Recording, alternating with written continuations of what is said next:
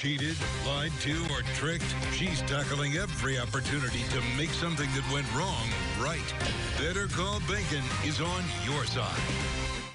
A Tampa nonprofit that helps minority youth was targeted by thieves. The Crooks were able to access the organization's bank account and steal more than $23,000 in scholarship money. When the bank denied their claims to get the money back, the group's executive director knew he had better call Bacon, and Shannon joins us now with that story.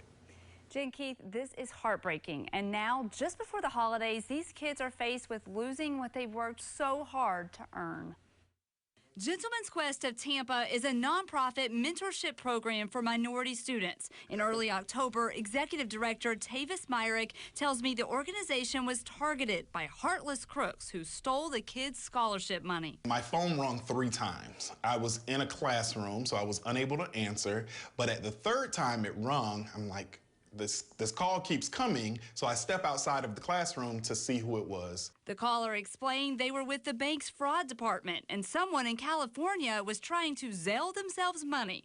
Caller ID showed Wells Fargo. He then received a code that he was asked to repeat. So the code was sent from the real Wells Fargo, and you gave it to the fake Wells Fargo? Yes. That code allowed them to make 2 wire transfers, totaling more than $23,000, and spend hundreds of dollars at chain restaurants. After an internal investigation, Tavis says Wells Fargo denied his refund request, saying it was his fault that he gave out the code.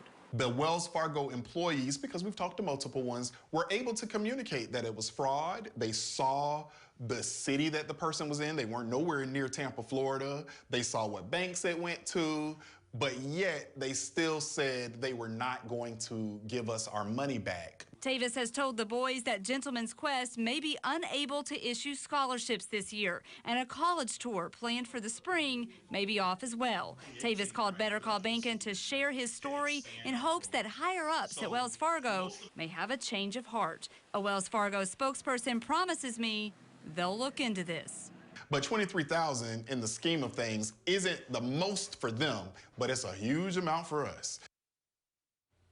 And I'm happy to report that a Wells Fargo spokesperson sent me a statement saying that after an additional review, they are now pleased to resolve this matter for their customer. Does that mean they're getting the money back? And if so, when? Well, I called Tavis right away, and he tells me that Wells Fargo called him this afternoon to say that they've changed their mind and they plan to transfer the money back into the nonprofit's account. And he says that he's told it should take a day or 2, and you can bet I will be following up on this to make sure that that happens. And I'm with him. $23,000 sounds like a lot of money. A lot. All right, Shannon, good job. Thank you. If you have a problem that needs solving, better call Bacon. The number is 1-855-BANKIN, or you can reach her on Facebook at WFLA Shannon.